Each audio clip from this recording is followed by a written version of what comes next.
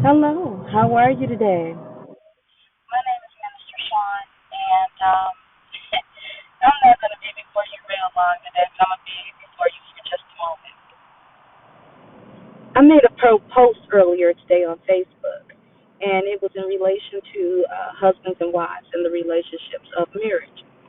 And I wasn't really trying to be critique or anything like that. It was nothing like that. It was just a simple comment. It was just something that God had said to me as I was talking to another young lady in the office. Um, what was interesting was that someone overheard the conversation. They came to me later and they told me that I should not attempt to counsel married women because I am not and have not been married. Well, I probably disagree with that because what I can do for a married woman is give her all the attributes of a single woman.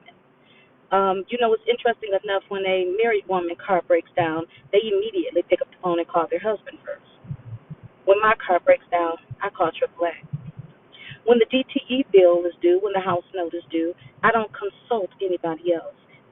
No one has a dime on that because I do, solely by myself. Even when it comes down to me wanting to go out, if I want a good meal, if I just want to go out and dance, I go out and I pay for my own dinner, as I should. I'm single. I dance, but I do things solo. And if you can't appreciate someone helping you with your bills, if you can't appreciate someone that you can dance with, if you can't appreciate eating with someone, if you can't appreciate having someone to come home to, if you can't appreciate that, thus goes your problem. Let me say another thing. Another thing that I hear from married women is that, every time I turn around, he want to have sex. Like, come on, every single day. My response to that is be thankful that he's still asking for it. Be thankful that he comes home at a decent hour as to where, even if it wasn't a decent hour, you can fit in what you want to fit in if you really wanted to. So you're upset that your husband is asking you for that which he probably wouldn't even have to ask out in the street for. Not that I'm condoning that he should, but I am saying to you, cover your house. Cover your house. It's been said you don't send a hungry man out into the street. If you feed him at home, you ain't got to worry about him eating nowhere else, man. Come on. So when you say, can a single woman counsel a married couple or um, a married woman, yeah, I think we can. I think I can. Because let me say this to you. Not only do I talk to women, but I also talk to men. So men say this. This is, and if you disagree, please tell me. But this is what I hear. She never initiates.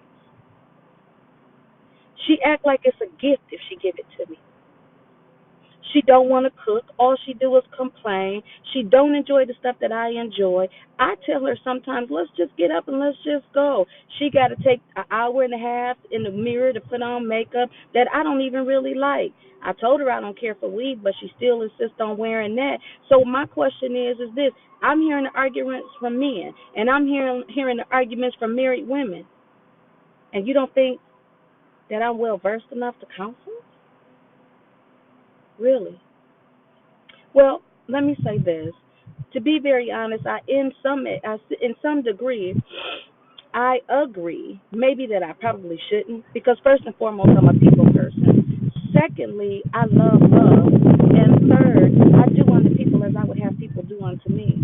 So the Bible tells me that what I sow into, that I should reap.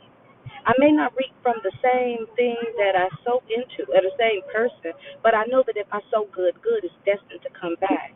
And one thing else that I wanted to say is that if you give your all to something, if you have to walk away, at least you can say you gave your all.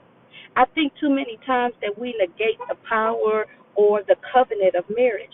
I think that we go into something and we forget that two come together and become one, which means that not you don't have to necessarily love everything that he does. You don't necessarily have to,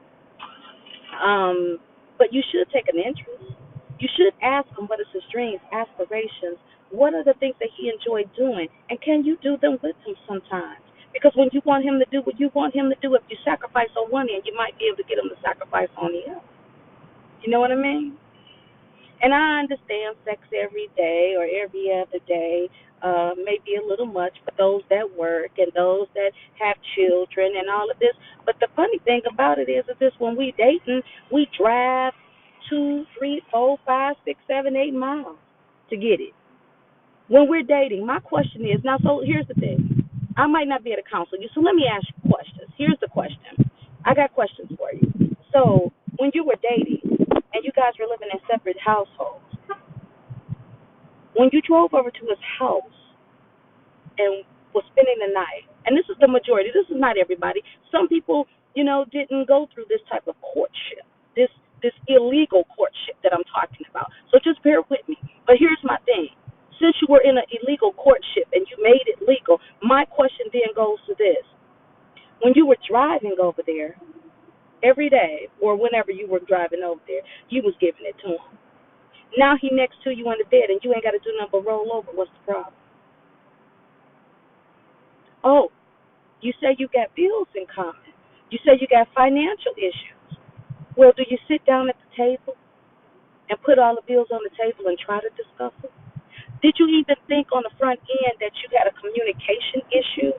Did you um, want to give up a part of yourself in order to become one with someone? See, these are the questions that a single woman would ask. Not only that, this is the type of question that a woman that loves the Lord, that the Lord has asked her these type of questions. And don't get it twisted. I'm not married not because I can't be. I'm not married because first and foremost, um, I can honestly say this. I probably wasn't prepared until this day and this hour, or even this year, to be married. Okay, so you got to be honest with yourself too. Sometimes people want to put the horse before the cart. I don't want to put the horse before the cart. I really don't. I don't desire that. I desire to be in order, and I desire to God to have me to be complete, me to be correct, me to diligently seek Him for that which I should be cleaved to, and not myself. I chose a lot of different things and issues, and none of them benefit me.